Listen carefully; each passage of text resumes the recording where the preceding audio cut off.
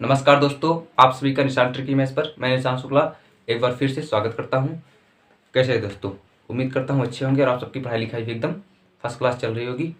आप सब पढ़ पा रहे होंगे अच्छे से। आप सबने देखा कि अभी हमारा मेंस का पेपर हुआ 2023 का, ठीक है। तो उसमें बहुत सारे कठिन कठिन क्वेश्चन आए थे। बच्चे कई बार कह रहे थे कि ऐसे क्वेश्चन पूछे हैं जो बहुत हाई लेवल के हैं। तो दोस्तों, मैं आपको बता दूं कि एसएससी ने ऐसा बहुत अच्छा किया है, क्योंकि हर बार होता क्या था कि इजी इजी क्वेश्चन पूछता था और उससे बच्चे सब कर लेते थे। कौन गधा है, कौन घोड़ा है, कुछ पता ही नहीं चल पाता था, ठीक है। सब एक ही राह में दौड़ रहे थे और कटअफ इतनी हाई जा रही थी, 150 कटअफ गई थी, सोचिए आप। तो इससे अच्छा हुआ क्या कि इससे पता चलेगा कि कौन कितना पढ़ा था। जो अच्छे से पढ़ा रहेगा उसी का रिजल्ट होगा, जो नहीं पढ़ा पाया रहेगा उसका रिजल्ट नहीं हो पाएगा। तो ऐसा होना चाहिए और मुझे लगता है ठीक हुआ है, ठीक है। बाकी आप सब समझिए, क्योंकि जो नहीं पढ़ा रहेगा वो भी पेपर कर लेगा, तो उससे आप सोचिए कटअफ कितनी हाई जाएगी। बच्चा परेशान हो जाता है।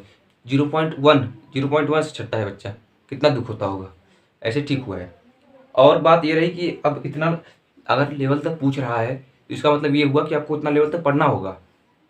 अगर हाई लेवल तक पूछ रहा है तो हाई लेवल तक का पढ़िए, इसके अलावा कोई चारा नहीं है।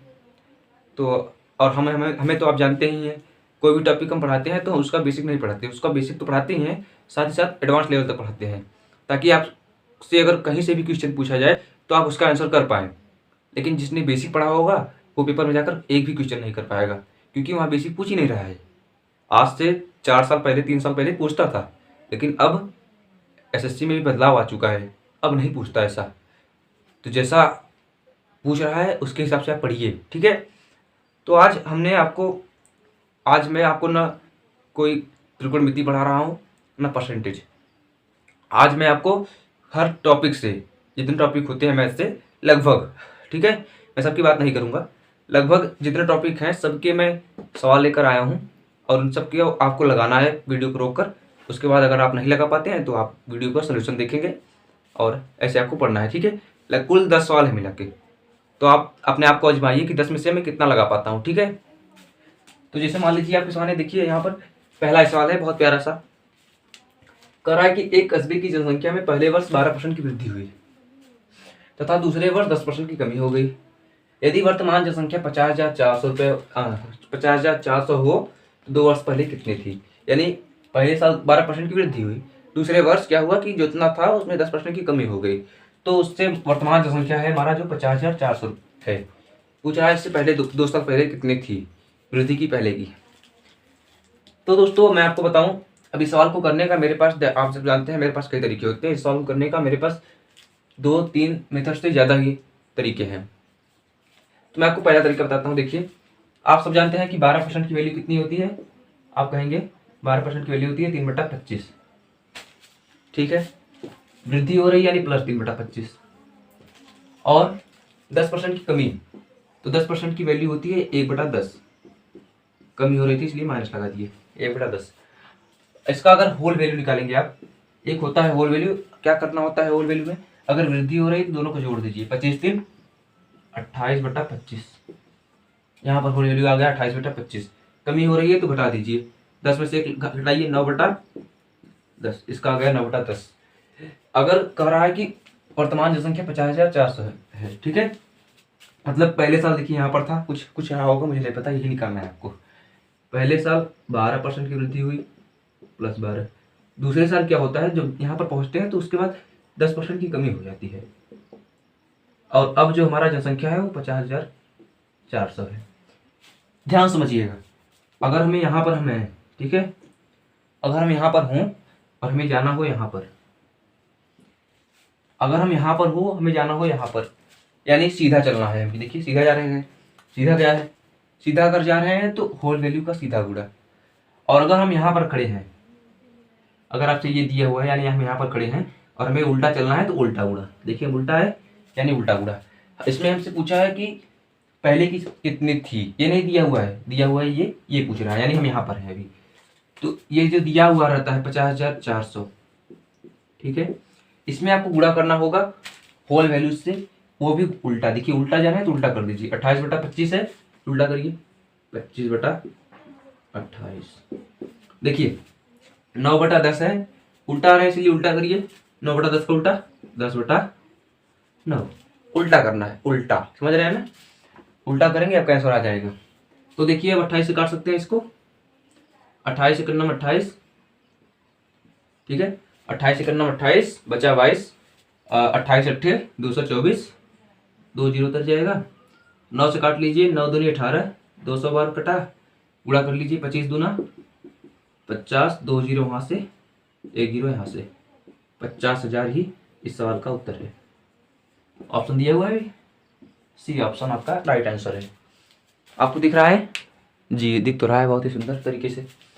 तो मैंने क्या कहा दोस्तों, मेरे मित्रों, प्यारे भाइयों, कि अगर यहाँ से हम यहाँ पर खड़े हो, वहाँ पर जाना है तो सीधा गुणा, यहाँ पर हो, यहाँ पर आना है तो उल्टा गुणा, बस इसी का आपको इस्तेमाल करना है। अगर ऐसा कभी भी कोई सवाल दिखे तो सबसे बेस्ट तरीका है, सबसे बेस्ट तरीका ही होता है।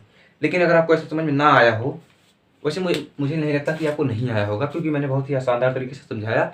लेकिन अगर आप तब भी नहीं समझ पाते भाई, तब इसी आप डिस्क्रिप्शन में जाएंगे, आपको एक लिखा होगा संन्यास, संन्यास का फॉर्म, उसी को भर दीजिए और आप संन्यास चले जाइए, संन्यास ग्रहण कर लीजिए, क्योंकि एसएससी तब आपके लिए है ही नहीं, ठीक है। तो देखिए हमने क्या करा, मैंने इसका होल वैल्यू निकाला पहले। अब आप बहुत से लोग यही नहीं समझ पा रहे होंगे, अरे भाई 12% का मतलब होता है 12/100, काटेंगे तो आएगा 3/25, वृद्धि हो रही थी तो इसलिए मैंने जोड़ दिया, 25 3 28/25। यहाँ पर देखिए 10% मतलब होता है 10/100, काट देंगे तो 1/10 आएगा, 1/10 आएगा। लेकिन देखिए क्या लिखा है, कमी, तो 10 में से 1 घटा दिए, 9/10। अब जो हमें मान दिया रहता है उसमें अगर हमें यहाँ से यहाँ आना है तो उल्टा गुणा करना होगा। 28/25 था, 25/28, 9/10 था, 10/9। समझ में आया? समझ में आ गया ना? चलिए, तो अब देखिए ये तो हो गया एक तरीका, ये तो हो गई एक तरीकी। लेकिन अब हम दूसरा तरीका बताते हैं आपको, देखिए वो भी बहुत शानदार तरीका है। देखिए शानदार तरीका क्या है, हमें आपको मैंने एक फार्मूला बताया था, परसेंटेज पढ़ा रहा था आपको, तो मैंने एक फार्मूला बताया था कि नेट इफेक्ट, ठीक है, नेट लिख दो, नेट इफेक्ट होता है plus minus A plus minus B plus minus A B बटा 100%, ठीक है, होता है। इसका भी उपयोग कर सकते हैं। देखिए जहाँ ए बी होता है कमी या वृद्धि वाला, जैसे ए देखिए कह रहा है पहले 12% की वृद्धि हुई यानी +12% हटा दीजिए। बी कह रहा है कि 10% की कमी हुई, अगर कमी हो तो उसको माइनस में लेना है, -10। यही ए और बी के मान है। अब इसमें रख दीजिए, देखिए प्लस माइनस है, लेकिन ए का मान यहाँ पर प्लस है तो इसलिए प्लस लेंगे, 12 -10 प्लस माइनस माइनस 12 गुणे 10/100। अब देखिए 12 में से 10 जाएगा तो आप कहेंगे 2 आएगा, 0 से 0 काट लेंगे, आएगा 1.2, कितना आ जाएगा, आप कहेंगे 2 में से 1.2 जाएगा तो 0.8 आएगा %, क्योंकि ये परसेंट में था। देखिए परसेंट था, परसेंट में आया, यानी कि अब देखिए यहाँ पर ये प्लस में आया है कि माइनस में, आप कहेंगे प्लस में आया है, तो प्लस में आया है तो इसका मतलब वृद्धि हुआ है। कितना वृद्धि हुआ है, देखिए पहले अगर 100 था तो 0.8 की वृद्धि हुई, यानी टोटल कितना हो गया 100.8, 100.8%, इतनी की वृद्धि हुई। हम कह रहे हैं कि यानी वर्तमान जनसंख्या हमारी इतनी ही है, ठीक है।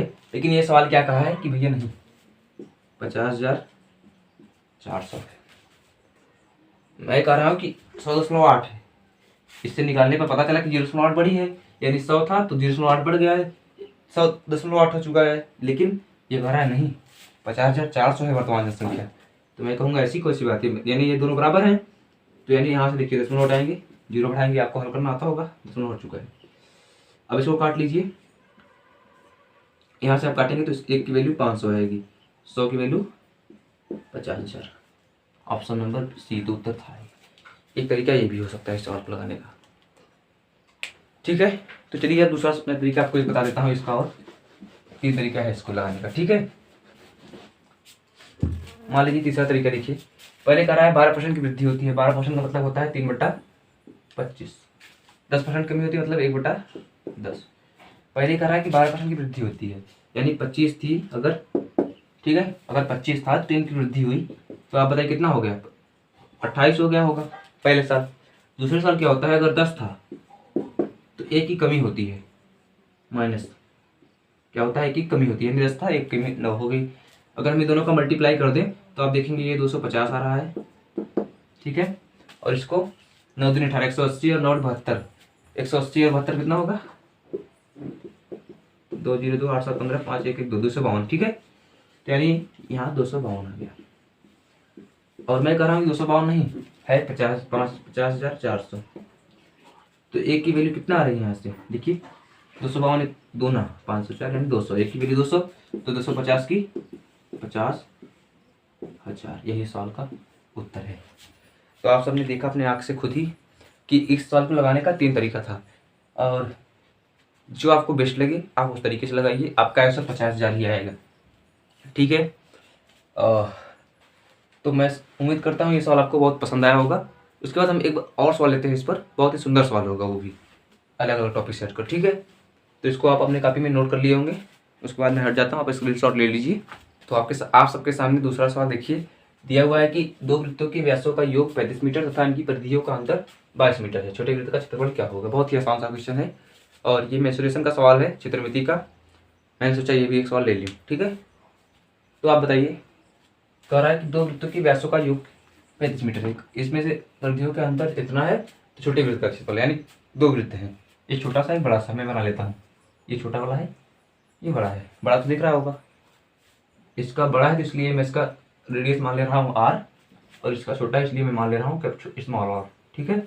ये कैपिटल R, ये स्मॉल r। अगर मैं इसका डायमीटर की बात करूँ, इसकी डायमीटर की बात करूँ तो आप कहेंगे, मान इसको d1 नाम देता हूँ, डायमीटर यानी d1। व्यास, व्यास क्या होता है, आप सब जानते हैं, व्यास त्रिज्या का दुगना होता है, रेडियस का दुगना।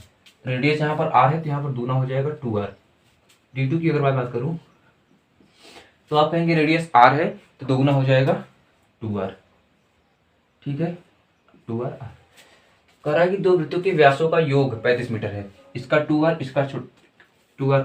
देखिए ये कैपिटल में r, ये स्मॉल में r, इन दोनों का योग दिया हुआ है 35 मीटर। अगर आप यहाँ से 2 से भाग कर देंगे तो आ जाएगा, कितना आ जाएगा, 17.5 मीटर। यानी r capital R plus small r बराबर 17.5। ये हो गया हमारा फर्स्ट इक्वेशन, ठीक है। अब कह रहा है कि इनकी परिधियों का अंतर 22 मीटर है।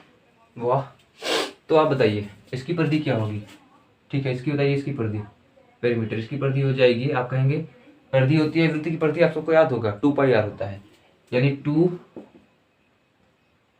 पाई r। r यहाँ पर क्या लेंगे, कैपिटल R, इसका ये है, और इसका क्या हो जाएगा, इसका आप कहेंगे इसका भी वही होगा, बस यहाँ पर स्मॉल r आएगा, 2 पाई r। इन दोनों का अंतर दिया हुआ है 2 पाई r, 2 पाई r माइनस 2 पाई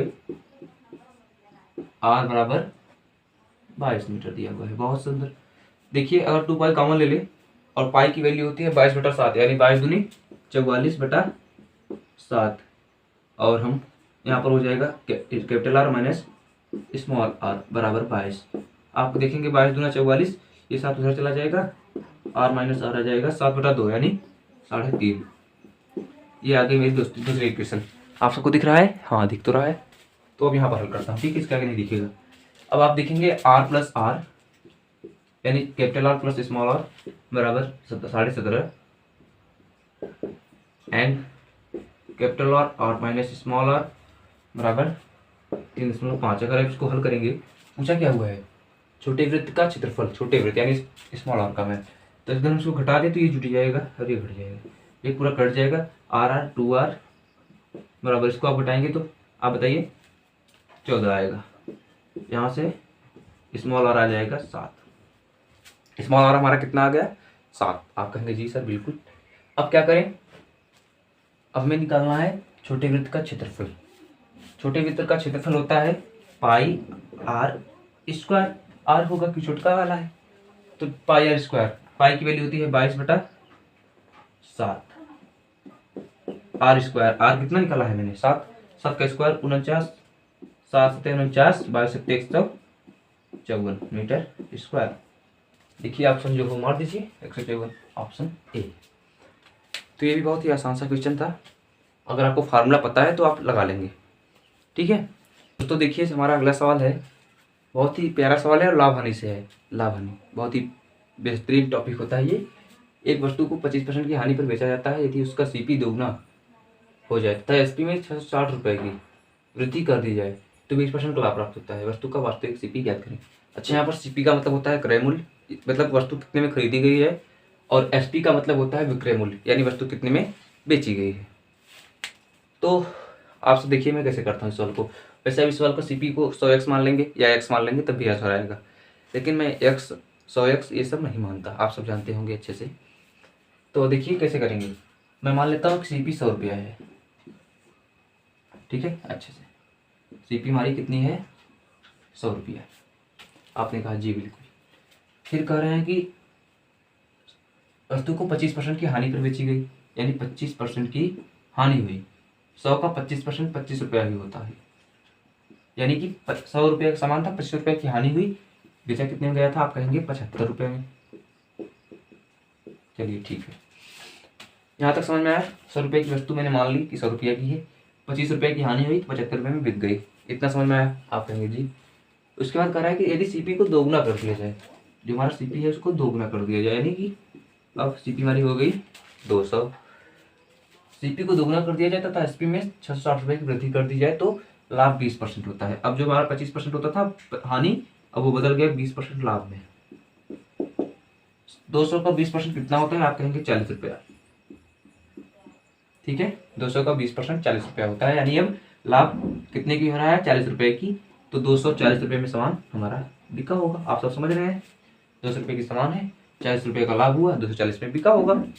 आप बताइए सीपी जो हमारा एसपी जो हमारा था एसपी, ठीक है, यहाँ से यहाँ तक में कितने की वृद्धि हुई, आप कहेंगे 165 रुपये की। मैं तो कहा ठीक है, चलो 165 रुपये ठीक है, लेकिन ये सवाल तो दिया था कि 660 रुपये की वृद्धि की जाती है, तो यानी 165 660 रुपये के बराबर है। तो यहाँ से अगर हम 1 रुपये का मान निकाल लें तो आप कहेंगे 1 रुपया 4 के बराबर होगा, क्योंकि 165 चौका 660, 162 चौका 660 होता है, 1 रुपया बराबर 4 के बराबर है। तो आप बताइए, पूछा है वास्तविक क्रय मूल्य क्या होगा। वास्तविक क्रय मूल्य यानी 100 रुपया मैंने माना था, 1 की वैल्यू 4 तो 100 की वैल्यू गुणा 4 कर देंगे, 400। इस सवाल का उत्तर है ऑप्शन नंबर डी। कितना प्यारा तरीका था, कितना प्यारा सवाल था, आप सब खुद ये देख रहे हैं। अच्छा दोस्तों, एक बात और है, क्या आप इन सवालों को खुद से लगाने की प्रैक्टिस कर रहे हैं कि आते ही सब सीधा आंसर देख रहे हैं। पहले आप खुद से रोककर वीडियो लगाने का प्रयास करिए, ना तब देखिए, ठीक है। और इस सवालों की पीडीएफ आपको टेलीग्राम चैनल पर मिल जाएंगी, जिसने ज्वाइन न किया उस ज्वाइन कर ले उसको, क्योंकि वहाँ पर आप सभी को जो यहाँ पर क्लासेस होती हैं उसकी पीडीएफ मिलती रहती है, ठीक है, तो उसको ज्वाइन कर लेने। अब इसके आगे हम देखते हैं हमारा और कितने सवाल है और उसको करते हैं, ठीक है। बहुत ही अच्छा सवाल है, चौथा सवाल है हमारा इस क्लास का। और आप सबने ऐसा सवाल बहुत देखा होगा, बहुत बार परीक्षाओं में पूछा जाता है, बच्चे छोड़ देते हैं क्योंकि कर नहीं पाते। देखिए इसमें समझ में नहीं आता क्या करें, लेकिन मैं आपको बहुत सरल सा तरीका बताऊंगा। एक तो मैं बेसिक तरीका बताऊंगा, ठीक है।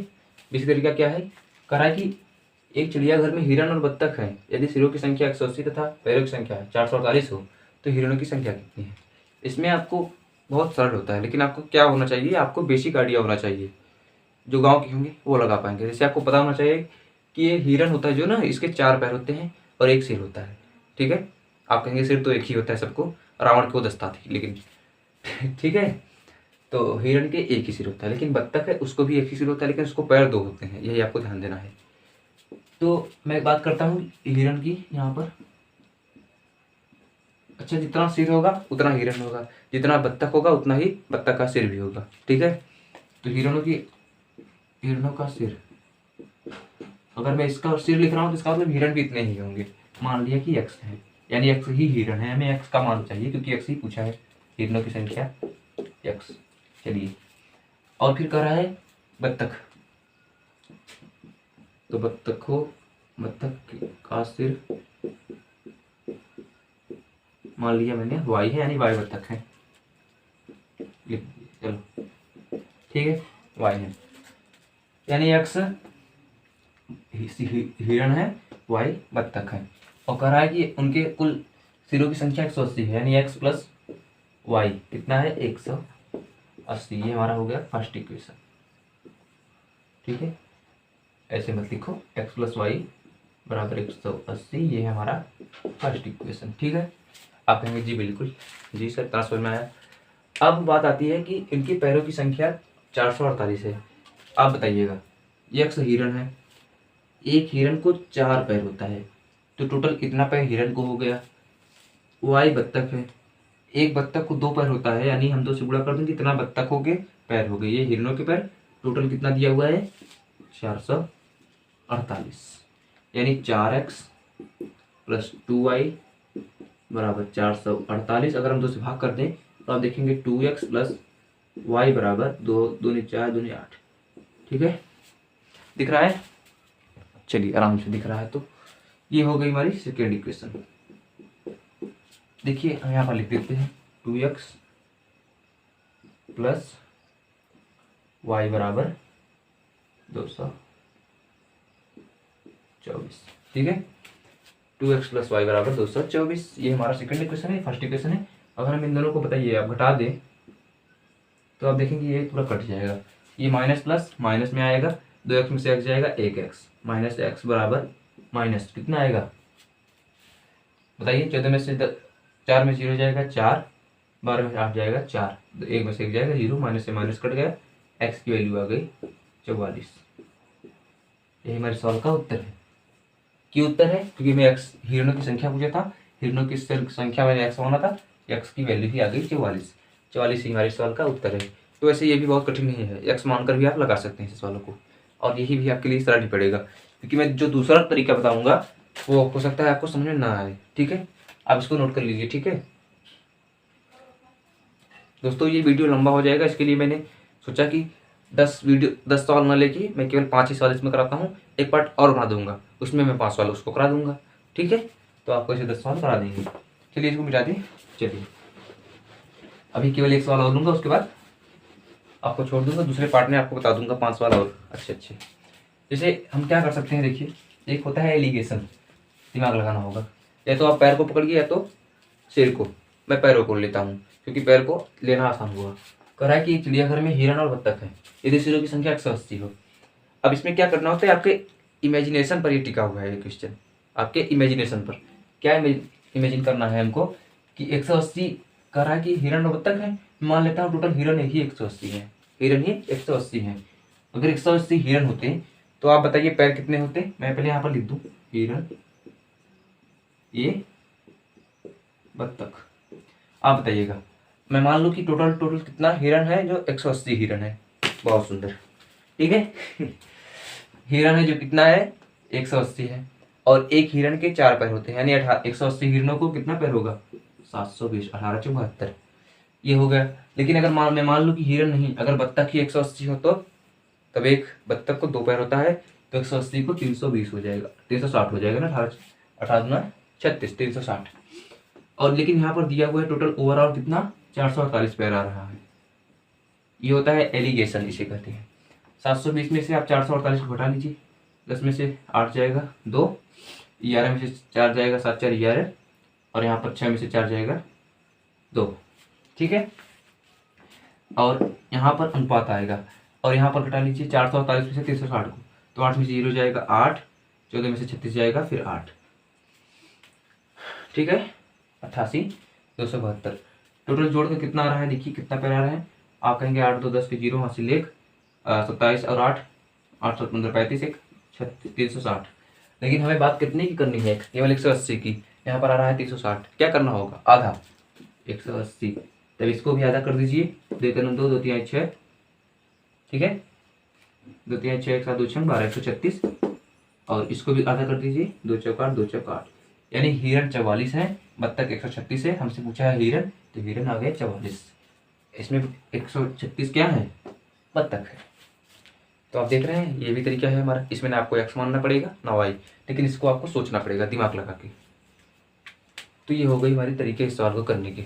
अब मैं 5वां सवाल लेता हूँ एक लास्ट, और उसके बाद मैं आपको दूसरे पार्ट में और सारे सवाल करा दूंगा। ठीक है दोस्तों, देखिए एक सवाल आपके सामने दिख रहा होगा, शानदार क्वेश्चन है, बहुत ही अच्छा क्वेश्चन है। आप सबको मैं ट्रिग्नोमेट्री पढ़ा भी रहा था और उसी से संबंधित क्वेश्चन है। हाँ लेकिन ये है थोड़ा ये आगे का है, समझ जाएंगे, बहुत ही आसान है। देखिए किस नहीं करना है आपको। देखिए एक चीज़ मैं आपको बता देता हूँ कि जब भी किसी भी सवाल में अलजेब्रा हो चाहे ट्रिग्नोमेट्री हो चाहे जियोमेट्री प्रश्न हो, ठीक है। किसी भी सवाल में अगर एक इक्वेशन एक वेरिएबल है या टू इक्वेशन टू वेरिएबल है, थ्री इक्वेशन थ्री वेरिएबल है, तब तो ठीक है। लेकिन अगर एक इक्वेशन है और टू वेरिएबल है या टू वेरिएबल है एक इक्वेशन है, ऐसी कंडीशन आए तो आप उनमें से एक को जीरो कर सकते हैं। जैसे नहीं समझ में आया? देखिए यहाँ पर अल्फा है बीटा है, अल्फा है बीटा है, लेकिन आपसे पूछो इक्वेशन कितना है, तो आप कहेंगे केवल यही एक इक्वेशन दिया हुआ है और इससे इतना पूछ रहा है। आप बताइए कैसे निकलेगा?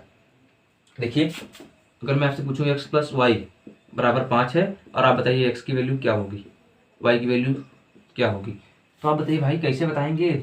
आप कहेंगे x की वैल्यू 1 होगी, y की 4 होगी, 2 होगी, 3 होगी, मतलब कुछ भी हो सकती है ना। आप इसको -1 लेंगे, इसको 6 लेंगे, कुछ भी हो सकती है, अनंत हो सकती है, इनफाइनाइट। जब तक आपको बताएगा नहीं या ऐसा करे एक इक्वेशन और दे दे आपको, लीजिए आप बता लेंगे कि x का वैल्यू क्या है, y की वैल्यू क्या है। उसी प्रकार अगर एक इक्वेशन एक वेरिएबल है, टू इक्वेशन टू वेरिएबल है, तब तक तो ठीक है। लेकिन अगर x प्लस वाई दिया हुआ है 5 और x की वैल्यू पूछ रहा है, तो ऐसा कभी नहीं निकल सकता। एक शर्त पे निकल सकता है, क्या? हम x को कुछ भी मान लें, x को 0 मान लेंगे तो y कितना आ जाएगा 5, x 0 y 5 आ सकता है, यानी एक को हमें खुद से मानना पड़ेगा। तो इसीलिए हम कह रहे हैं, देखिए यहाँ पर यही कंडीशन यहाँ पर है, एक इक्वेशन दिया हुआ है, हम यहाँ से अल्फा या बीटा किसी को भी कुछ भी मान सकते हैं। फायदा कब होगा? जब हम बीटा को कुछ भी मान लें। देखिए बीटा को मान लेते हैं 0। अब आप कहेंगे 0 क्यों माना? क्योंकि मुझे पता है tan 0 0 होता है। मैं कुछ चाहूँगा ना कि जब मानना ही है तो क्यों ना हम ऐसा मान लें कि सवाल सरल हो जाए, ईजी हो जाए। तो उसके लिए मैंने बीटा को 0 मान लिया। आप देखेंगे जब बीटा को 0 करा जाएगा, ठीक है, फाइंड है, जब बीटा को 0 करेंगे तो ये पूरा 0 हो जाएगा, 2 tan स्क्वायर बीटा। यहाँ से आ जाएगा tan स्क्वायर अल्फा बराबर 1, यहाँ से tan अल्फा भी 1, tan अल्फा बराबर tan 45 आ जाएगा, क्योंकि tan 45 एक होता है, यानी यहाँ से अल्फा बराबर 45 आ गया। अब पूछा हुआ है √2 cos अल्फा, cos अल्फा यानी cos 45, cos 45 1/2 होता है, माइनस cos बीटा यानी कितना हो जाएगा 1 होता है, cos बीटा का मान 0 है, cos 0 1 होता है। आप बताइए √2 से √2 कट जाएगा, 1 में से 1 जाएगा 0, यही सवाल का उत्तर है। देखिए कितना आसान हो गया, एक लाइन का सवाल हो गया। बिना इसके आप कर ही नहीं पाएंगे इस सवाल को, क्योंकि यहाँ पर एक इक्वेशन टू वेरिएबल है, मतलब 2 चर है और इक्वेशन 1 है, कैसे निकलेगा? नहीं निकल पाएगा ना। तो इसके लिए हमने बीटा को 0 रखा और हमारा आंसर हमारे कदमों में आ गया। तो आज की क्लास यहीं तक रखते हैं। इसके बाद हम पार्ट 2 में इसके मिलेंगे। 5 सवाल अभी बचे हुए हैं, मैं 5 सवाल अगले पार्ट में आपको कराऊंगा, ठीक है। और पढ़ते रहिए, अपने सेहत का भी ख्याल रखते रहिए, योगा मेडिटेशन करते रहिए रोज रोज। और थैंक यू, गुड बाय।